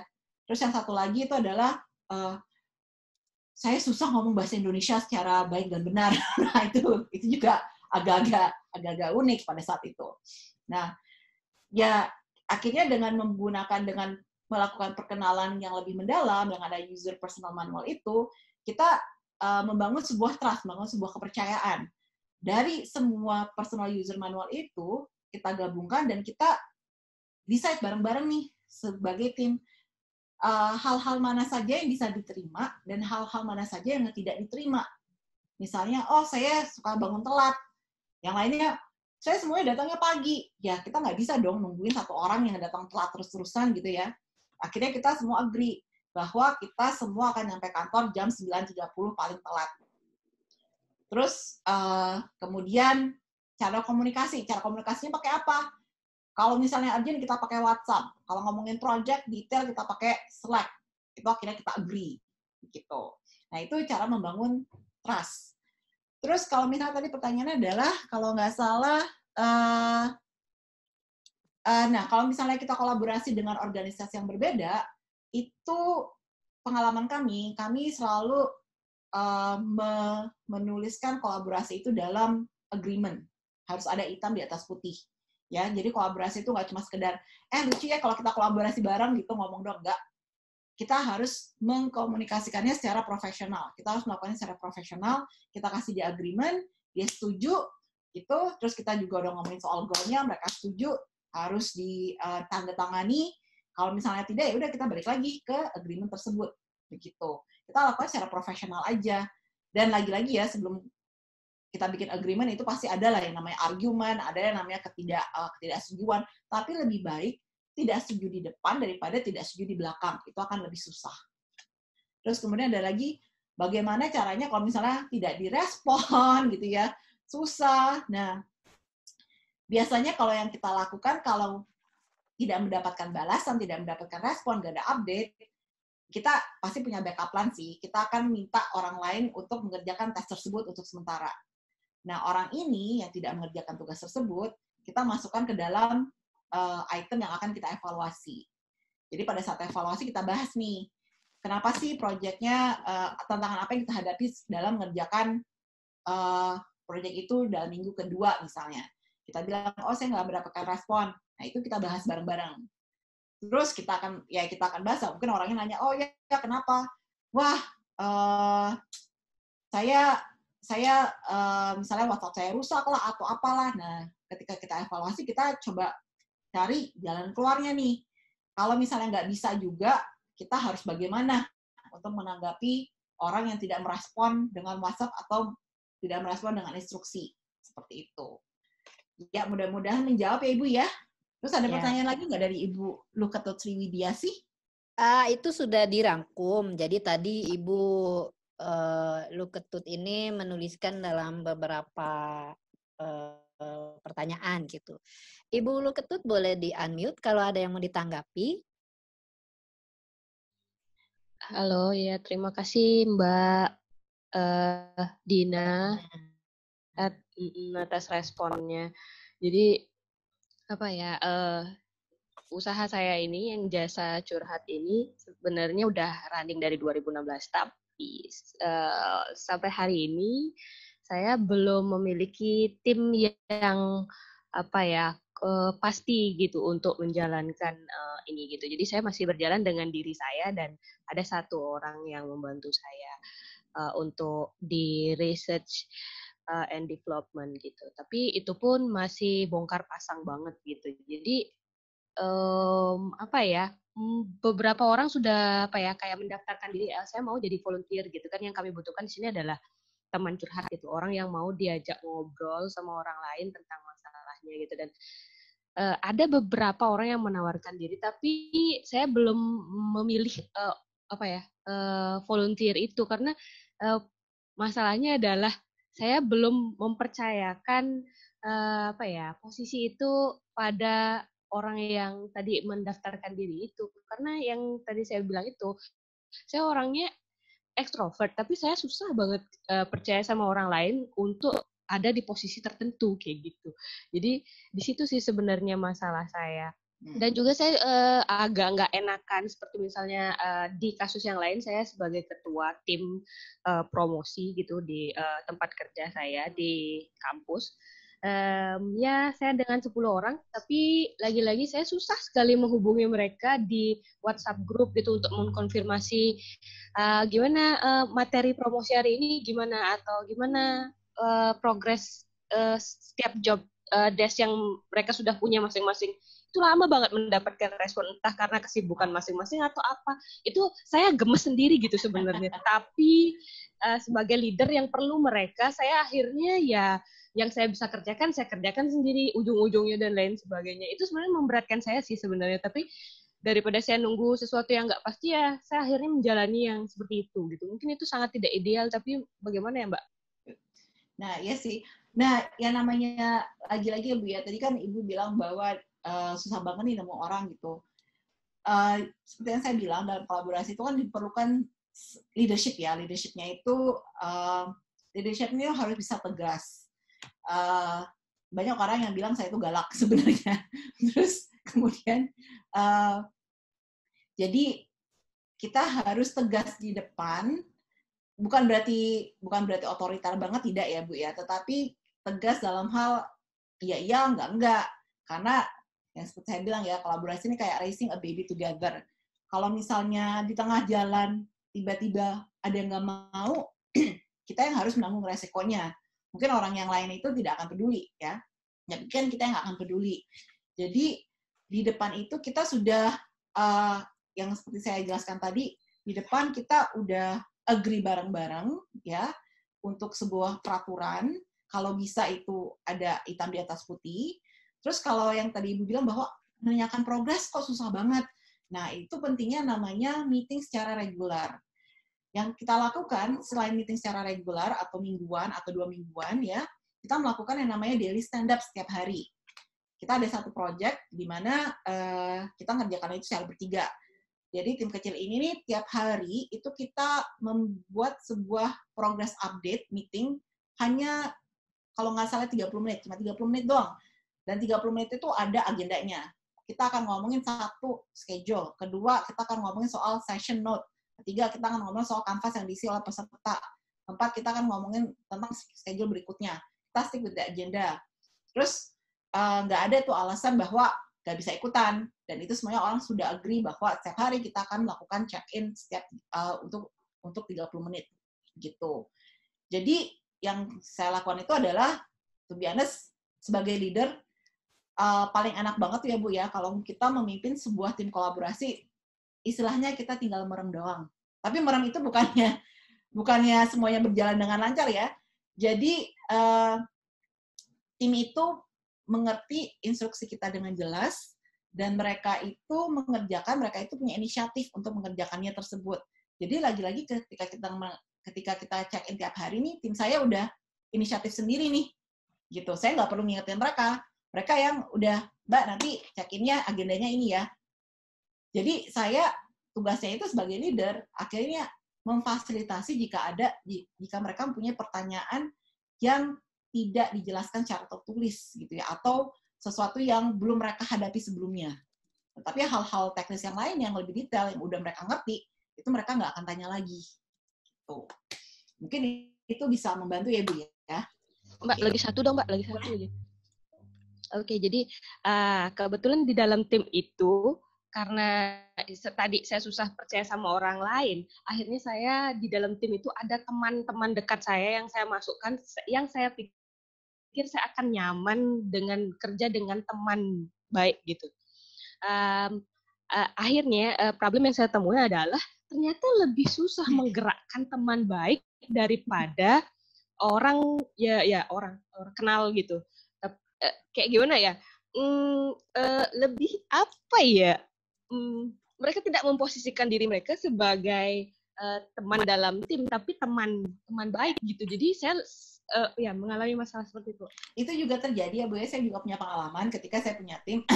Timnya memang lebih muda dari saya. Jadi saya bilang sama mereka di awal bahwa saya nggak mau mereka itu takut sama saya karena saya nggak mau dibilang sebagai bos lah gitu kan. Karena saya nggak mau dibilang sebagai bosi banget sih nih si leader kita gitu. Nah saya bilang bahwa ada batasannya antara kita berhubungan sebagai teman dan kita berhubungan sebagai kerjaan. Jadi kalau misalnya di luar sana gitu ya, misalnya kita lagi udah nggak jam kantor, itu ya udah kita ngobrol aja sebagai teman.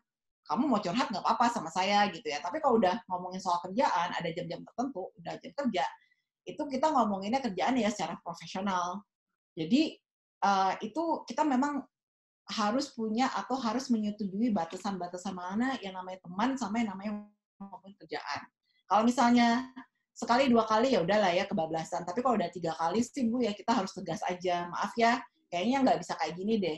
Ya memang tahu sih kita teman, tapi kita kan mau melakukan ini secara profesional. This is a very important project. Kalau misalnya kamu nggak bisa profesional juga ya udah, mungkin I have to find new partner seperti itu. Memang sih kalau kerja sama teman itu susah banget Bu. Itu saya alami sendiri ya. Kalau menurut saya mungkin kerja sama kakak itu lebih enak gitu ya. Karena kan kalau kakak itu kalau marahin lebih enak ya. Tapi kalau teman marahin teman, wah udah kelar gitu. Kita udah nggak punya teman lagi. Jadi kalau misalnya mau kolaborasi bareng, jangan sekedar bahwa oh ini teman kayaknya enak diajak kerja bareng, tidak. Tetapi pastikan bahwa dia punya technical skill yang tepat dan juga dia mau dan juga dia bisa komit. Lagi-lagi komit di depan gitu. Oke, terima kasih banyak, Mbak. Ya, terima kasih Bu Luh Ketut atas pertanyaannya. Nah, ini ada pertanyaan yang mirip, tapi kayaknya tadi udah dijawab oleh Mbak Dina. Datangnya dari Oktovina Butar-Butar dari Salt Indonesia di Manado. Dia menanyakan kalau misalnya di tim ini udah ada goal dan komitmen udah jelas, terus ada perubahan, tiba-tiba ada partner baru, sebaiknya gimana gitu. Nah, tadi jawaban dari Mbak Dina bisa dipakai untuk kasus yang di sini. Di depan harus ada hitam dan putih supaya tidak ada dispute di belakang, begitu. Nah, pertanyaan beliau, jadi enaknya gimana? Cari partner baru atau jalan dengan memaksimalkan yang ada? Nah, Mbak Dina punya opini yang berbeda nggak? Oke. Nah, ini juga ya ini ya, saya berdasarkan pengalaman saya. Jadi, kita waktu itu pernah ngerjakan sebuah project, ya ini kayak event project ya, project event. Terus pas itu partnernya ini agak-agak lalat lah di belakang. Terus akhirnya saya sama tim yang sisa gitu ya, tim saya sendiri, saya karena ini adalah eventnya itu adalah tinggal 2 hari lagi atau bahkan 3 hari lagi gitu ya. Terus partnernya ini nggak tahu ngilang kemana gitu. Mereka kayaknya ada project lain dan akhirnya mereka sibuk lah ngerjakan project yang lain itu. Terus akhirnya dan saya juga waktu itu sudah sangat emosi karena kok 3 hari lagi, kok tanggapan partnernya kayak begitu gitu ya. Kan kalau mau nyari partner baru kan nggak mungkin toh, tinggal 3 hari lagi. Terus meskipun udah ada hitam di atas putih, akhirnya yang saya lakukan dengan tim internal sendiri, kita membuat kayak sebuah ini ya, last minute risk mitigation. Kita bikin mitigasi resiko. Kalau misalnya kita membuat sebuah list berbagai macam situasi buruk yang bisa terjadi pada saat event. Kalau misalnya si partner ini nggak ada, itu apa aja? Kita list tuh situasinya apa aja. Misalnya, tiba-tiba nanti si partnernya hari ini bilang nggak jadi, tiba-tiba besok datang. Kita harus melakukan apa gitu kan. Terus kemudian kita cross-check lagi nih. Ya, kita cross-check lagi. Kalau misalnya hal tersebut terjadi, kita harus melakukan apa? Ya, kita lihat berapa banyak waktu yang sudah kita keluarkan, berapa banyak yang sudah kita berapa banyak resource yang udah kita spend gitu ya.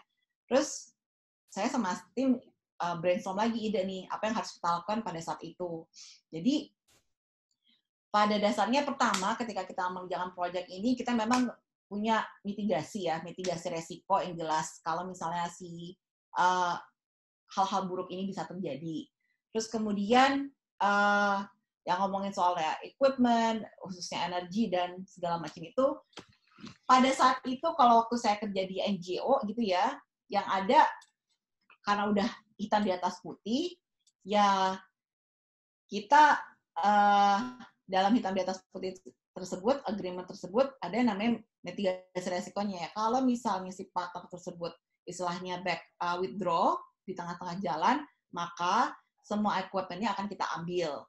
Ya memang sih yang namanya ngambil equipment-nya itu atau partnernya putus di tengah jalan akan memakan waktu ya.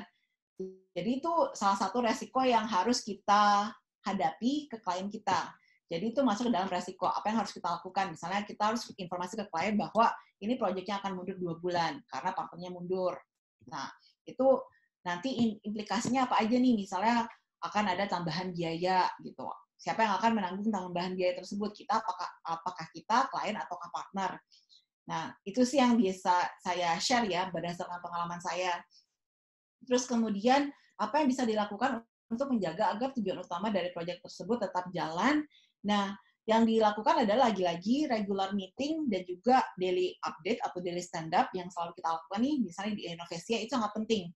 Supaya kalau misalnya lagi-lagi ada hal-hal buruk atau situasi-situasi buruk yang terjadi yang nggak kita harapkan, itu bisa diantisipasi dan bisa diselesaikan secara langsung, secara cepat. Jadi nggak nunggu sampai numpuk gitu ya, terus tiba-tiba udah nggak bisa diselesaikan aja. Nah, yang namanya daily stand-up, yang namanya regular meeting, itu sangat penting buat kita memonitor progres tersebut dan juga sesuai dengan tujuan yang mau kita capai. Gitu. Oke. Ya. Kalau mencari partner baru, kalau punya waktu mencari partner baru, ya silakan ya. Tetapi nanti itu harus lagi diomongin ke klien bahwa saya butuh waktu untuk mencari partner baru. Tapi itu juga bisa masuk ke dalam plan kita atau perencanaan kita proposal ketika kita mendevelop proposal ke klien gitu. Yang namanya mitigasi resiko. Silakan. Ya. Mudah-mudahan bisa menjawab Mbak Oktavi. Ina, butar-butar. Bagaimana? Ada tanggapan? Iya, halo Bu Dina sama Bu Mia. Makasih banget untuk tanggapannya. Sangat menjawab sih, karena memang itu sedikit aja informasi dan tanggapan sedikit. Itu project memang sudah lama banget, dan dulu saya berada di posisi bukan decision maker untuk kejadian itu. Saya masih berada dalam posisi staff waktu itu. Dan partner yang terlibat itu ada 3. A ini sebagai donor, B yaitu kita itu sebagai NGO pelaksana, kemudian si C ini adalah vendor untuk tools-tools yang dibutuhkan. Nah, sebenarnya sudah ada hitam di atas putih dari awal, dan sudah jelas goals-nya, karena yang membuat saya bertanya ini sekarang adalah karena saya pikir itu menjadi pelajaran yang sangat berharga nanti buat saya dan juga banyak orang yang akan melakukan kolaborasi ke depannya dengan pihak-pihak yang berbeda, dengan latar belakang perusahaan yang berbeda, skill yang berbeda, bahkan individu yang berada di dalamnya dengan skill yang berbeda, gitu ya. Nah, yang membuat saya berpikir banyak tentang proyek itu dan kemudian merelasikan dengan kondisi sekarang di mana saya sedang memikirkan proyek lain yang konsepnya mungkin akan sama, yaitu berhubungan dengan society transformation itu. Saya pikir kayak partnership yang akan kita bangun itu kayak apa ya? Bener yang Ibu Dina Kosasi tadi bilang bahwa kayak raising a baby gitu. Jadi yang bikin saya benar-benar memikirkan proyek itu dulu adalah karena kita berhubungan dengan masyarakat ya. Lebih tepatnya waktu itu kita mengedukasi masyarakat tentang sebuah penyakit dan bagaimana supaya masyarakat itu bisa dari semua aspek, pemerintah, tokoh agama, dan semua level di masyarakat, orang tua, anak, pemuda, guru, siswa, itu semua berada dalam satu pemahaman untuk melawan penyakit ini gitu. Nah, itu tiba-tiba berhenti karena adanya internal konflik antara perusahaan si A dan si C gitu. Jadi akhirnya memang yang terimbas cukup banyak, yaitu perusahaan si B, yaitu kami NGO pelaksana, dan juga si masyarakatnya sendiri gitu. Dan cukup banyak yang dirugikan saat itu. Tapi mendengar, dan saat itu saya lihat tidak ada solusi yang cukup menjawab bagaimana caranya supaya tujuan itu tetap bisa dicapai dengan tools yang ada dan tim yang ada, dan akhirnya hanya dijalankan begitu saja sampai termnya selesai karena waktu itu pilot project gitu. Jadi memang benar-benar semua meraba-raba gitu di saat itu bagaimana caranya supaya mencapai tujuan, dan juga semua pembuatan modul bla bla bla, semuanya itu memang benar meraba-raba ya karena pilot project. Tapi merenungkan kembali hal itu sekarang dan kemudian mendapat insight baru tentang kolaborasi digital bersama ini cukup sangat membantu lah gitu. So thank you banget Bu Dina. Ya kalau boleh kasih tambahan lagi ya Bu ya, meskipun ya outcome dari project itu baik atau enggak, partnernya masih ada atau enggak sih, lagi-lagi yang namanya evaluasi itu mungkin perlu tetap dilakukan. Jadi ketika itu akan menjadi sebuah pelajaran ya, lesson learn buat kita, nanti ketika kita akan mengerjakan project lagi berikutnya, maka resiko ini bisa terjadi lagi nih, apa yang akan kita lakukan. Yang namanya project memang agak sulit, apalagi dengan masyarakat ya Ibu ya. itu tuh memang lagi-lagi raising babies malah benar-benar.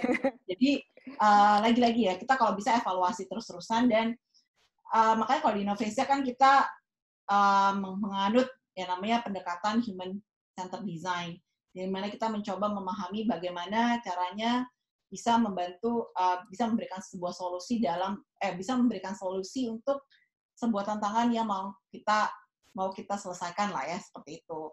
Nah, mungkin ini bisa juga dianut atau bisa juga diterapkan ketika menerapkan proyek tersebut ke depannya, seperti itu. Untuk mengetahui tentang human centered design atau design thinking, nanti bisa ngobrol sama Mbak Mia secara personal kali ya Bu ya. Siap. Gitu. Oke, selanjutnya Mbak Mia.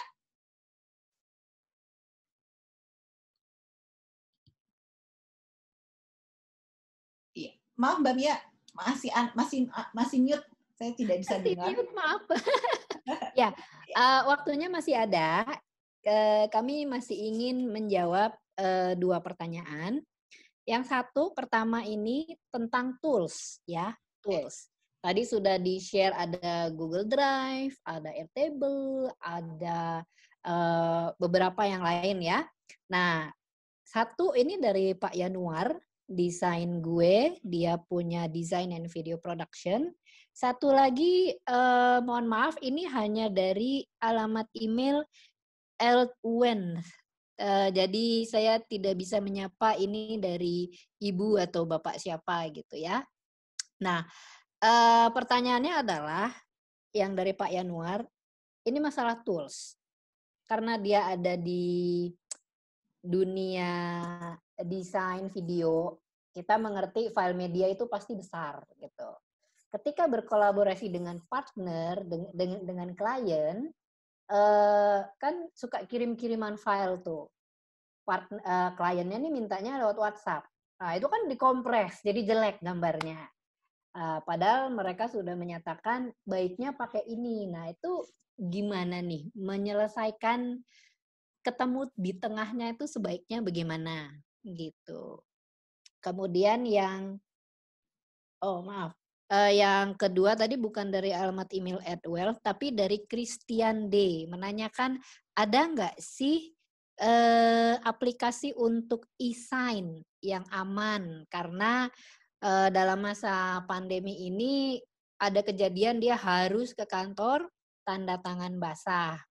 Kalau ada yang elektronik bisa aman, mungkin bisa dikasih bocoran nih Mbak Dina. Baik. Ya, jadi kalau misalnya menjawab pertanyaan dari Mas Yanuar ya soal tools yang pertama ya.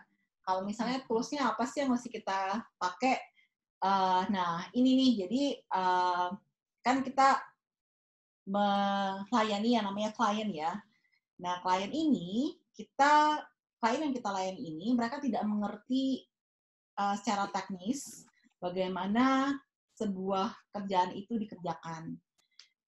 Nah, karena kita bisa bilang bahwa klien itu adalah raja.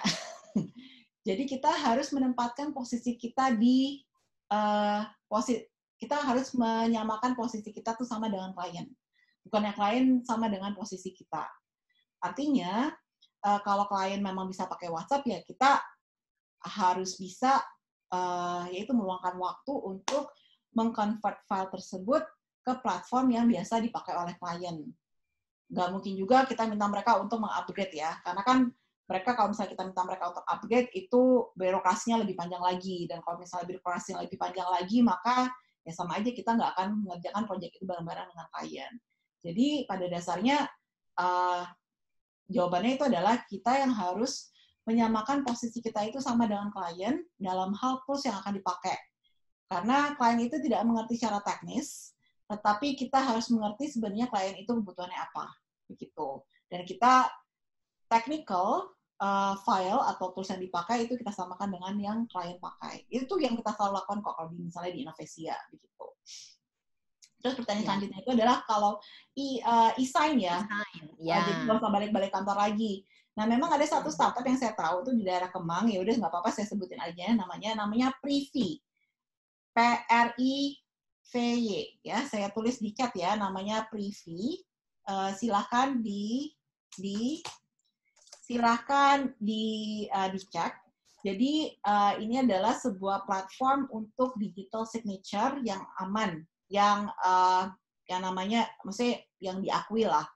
Beberapa BUMN dan juga beberapa korporat besar sudah memakai Privy ini, bahkan kita ketika kita mau submit invoice ke sebuah klien kita memakai Privy ini, begitu.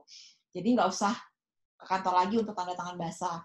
Bahkan kalau misalnya teman-teman pakai Apple atau MacBook, itu ada sih fitur e-sign di preview ya, itu yang kami lakukan di Innovesia kadang-kadang. Jadi, dan si e-signature itu sendiri, digital signature itu sendiri hanya ada di device-nya masing-masing, di device MacBook masing-masing. Jadi tidak bisa di-share ke orang lain. Bukan dalam bentuk image, tapi dalam bentuk misalnya saya bisa kasih contohnya ya, kalau saya boleh share screen-nya sebentar. Bentar, saya kasih contoh dulu. Ini, oke. Ini saya boleh share screen-nya, Mbak Mia? Ada di Arno atau Kina. Oke. Saya share screen sebentar ya. Jadi ini kalau misalnya di Mac, di Apple MacBook, bisa ngeliat ya? Mbak Mia bisa ngeliat ini saya? Bisa. Oke, bisa ya. Nah, ini ada yang namanya fitur signature. Signature-nya itu ada di sini. Jadi biasanya kita kalau misalnya mau sign-nya di sini aja. Atau mau kirim perjanjian ke klien, dan klien bilang ya udah e-sign aja, e-sign-nya pakai ini. Dan ini sudah sudah bisa dibilang valid ya, karena kan nanti dikirimnya melalui email kita gitu. Dan ini juga bisa diganti warnanya sih kalau mau. Biasanya saya ganti warnanya menjadi biru gitu. Ini contoh dari si signature saya. Dan ini hanya ada di device kita masing-masing. Nggak mungkin bisa dipakai oleh orang lain, istilahnya. Jadi orang lain nggak bisa tanda tangan, kecuali orang lain itu tanda tangan di device kita gitu, dan kita mendapatkan persetujuan. Gitulah. Ya. Oke. Selanjutnya Mbak Mia. Kita manfaatkan 5 menit terakhir ya. Boleh. Mohon maaf, pada akhirnya tidak bisa semua pertanyaan kita jawab dan menyediakan kesempatan untuk ada tanggapan. Pertanyaan terakhir dari Mbak Elsa Kompas. Dia pengen dapat tips cuan selama WFH dengan memanfaatkan ruang digital. Nih kira-kira bisa nggak kalau kita mau kolaborasi, terus kita pakai ruang digital tapi tetap dapat duit nih. Terus yang kedua, tips biar target pekerjaan bisa tercapai walaupun kita WFH. Nah, ini ada beberapa pertanyaan lain juga yang menanyakan tentang gimana sih monitoring kerjaannya, gimana sih supaya target juga tetap tercapai gitu. Jadi ini saya pilih karena bisa mewakili dari beberapa pertanyaan yang lain. Gimana Mbak Dina? Sip. Kalau misalnya mau tanya tips dong bagaimana cara mendapatkan cuan selama WFH gitu ya. Nah, ini kalau saya tahu ya, itu saya udah kerjakan juga sih. Tapi saya masih ini merupakan sebuah tanda tanya besar buat semua orang pada dasarnya. Bagaimana mendapat cuan selama WFH dengan memanfaatkan ruang digital. Nah, itulah gunanya yang namanya human centered design atau design thinking untuk mencari tahu sebenarnya kebutuhan orang-orang atau untuk mengerti perilaku apa aja sih yang sedang terjadi ketika masa pandemi seperti ini. Ketika semua orang working from home, opportunity apa aja sih yang bisa kita explore gitu ya. Yang pasti yang bisa kita lihat adalah wadah-wadahnya. Wadah-wadah ruang digital yang bisa kita explore itu ya contohnya sosial media, apakah itu Instagram, Facebook, WhatsApp, atau website bahkan ya, atau bahkan Zoom itu sendiri. Gitu. Saya pernah sih kepikiran waktu itu saya ngomong sama kakak saya lah, ini kan semua orang lagi on-call ya, orang on-call, terus ada juga namanya live webinar, gimana kalau misalnya kita bikin aja nih jasa interior design untuk home office. Jadi orang kalau misalnya on-call pakai Zoom gitu, kayak gini, itu interiornya cantik gitu loh. Belakangnya nggak kelihatan, belakangnya itu nggak cuma kelihatan polos TV atau nggak gorden atau nggak apa ya, tapi benar-benar ditata secara rapih dan orang merasa nyaman. Nah, itu adalah salah satu opportunity gitu ya. Tapi masih banyak lagi. Apakah itu makanan? Kalau misalnya mau lihat di misalnya kita lagi pesan makanan sekarang ya, beberapa brand besar dia tidak hanya menyediakan makanan yang sudah siap saji, tetapi ada juga tuh makanan yang sudah di-packing, yang siap dimasak. Gampang, nggak usah harus dibumbuin lagi. Itu ada beberapa opsinya. Nah, itu lagi-lagi kita coba mengerti kebutuhannya, tantangan apa aja yang dihadapi oleh orang-orang ketika masa pandemi dan lagi WFH. Pertanyaan selanjutnya adalah, bagaimana target pekerjaan bisa tercapai walaupun dari rumah?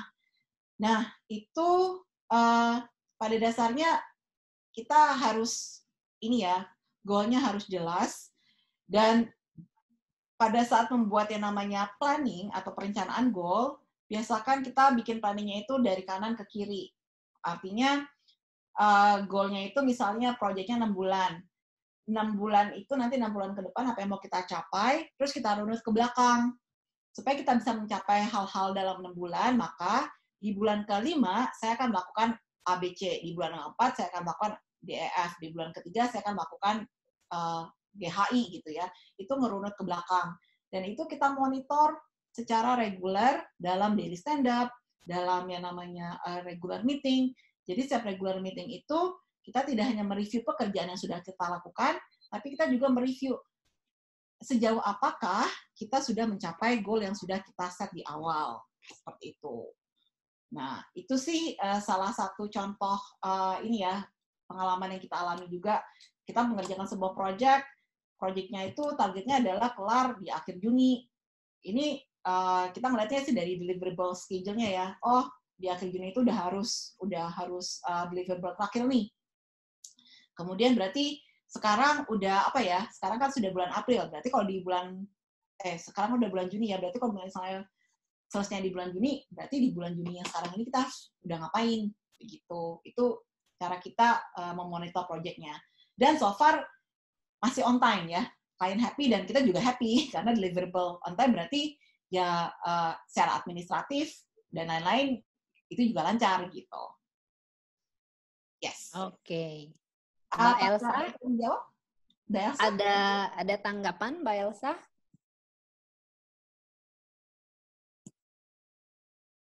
Halo Mbak Elsa? Oh, rupanya sedang tidak bisa berbicara. Baik, kalau begitu terima kasih Mbak Dina atas materinya, sangat insightful. Pertanyaannya juga banyak, jadi saya harus menyaring. Mohon maaf tadi yang udah bilang ya nanti dijawab Mbak Dina ya, tapi dengan beberapa pertimbangan ada pertanyaan yang sepertinya lebih enak kalau jawabannya di-share ke lebih banyak orang gitu. Nah, ada beberapa kesimpulan yang bisa saya sampaikan. Satu, kalau Anda ingin melaju lebih cepat, lakukan sendirian. Tapi kalau mau melaju lebih jauh, mendapatkan capaian yang lebih banyak, lakukan bersama.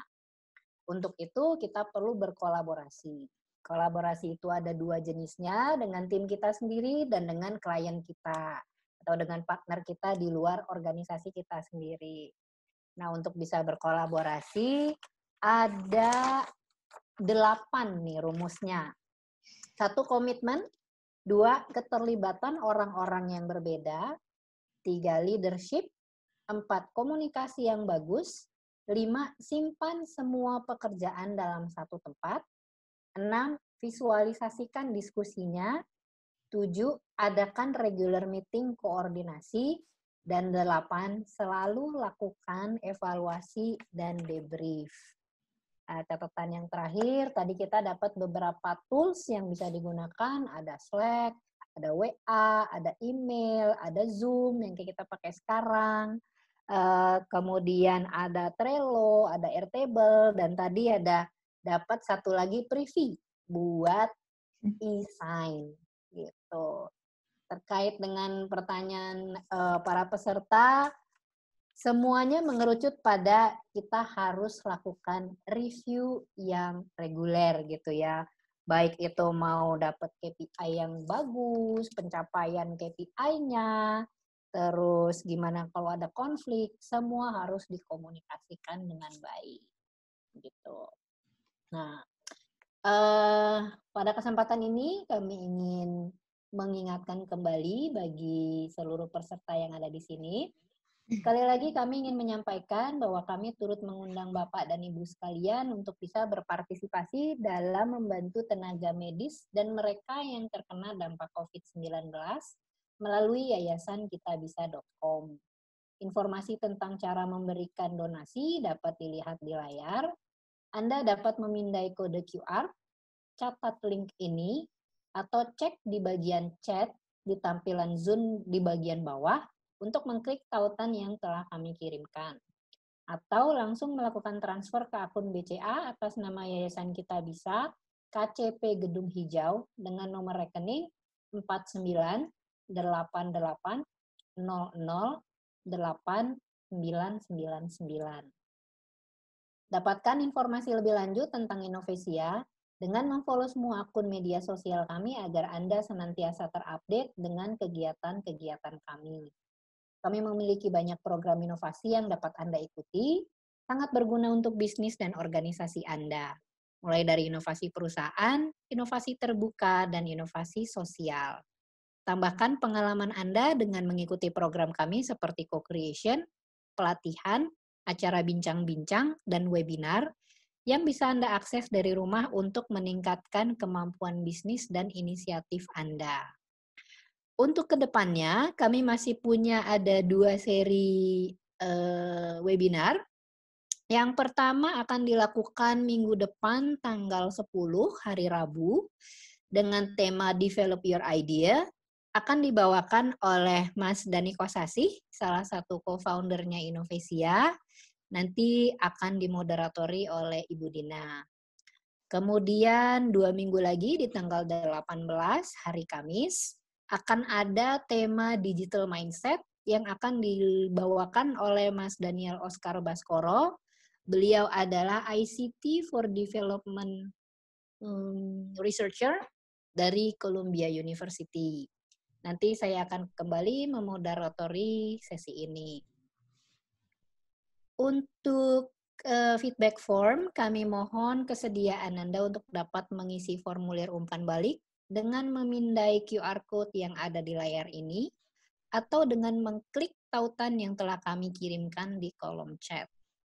Setelah Anda mengirimkan formulir umpan balik, kami akan mengirimkan tautan yang berisi materi hari ini melalui email Anda. Sebagai penutup, kami ucapkan terima kasih kepada kompas.com sebagai media partner Innovasia Webinar Series. Terima kasih juga kepada semua peserta yang telah menghadiri webinar ini. Kami berharap dapat melihat Anda semua di webinar berikutnya. Semoga kita semua dilimpahi keberkahan dan kesehatan. Selamat melanjutkan aktivitas Anda dengan semangat tinggi.